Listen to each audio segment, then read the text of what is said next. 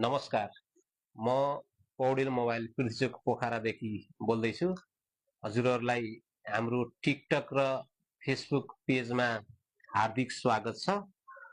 हजुरहरूलाई आइफोन चलाउन मन छ तर बजेट एकदमै कम छ, कम बजेटको पनि आइफोन पाइन्छ र भन्ने हजुरलाई लागेको छ भने पौडेल मोबाइल पोखरामा हामीले सस्तो रेटका युज आइफोनहरू लिएर आएका छौँ।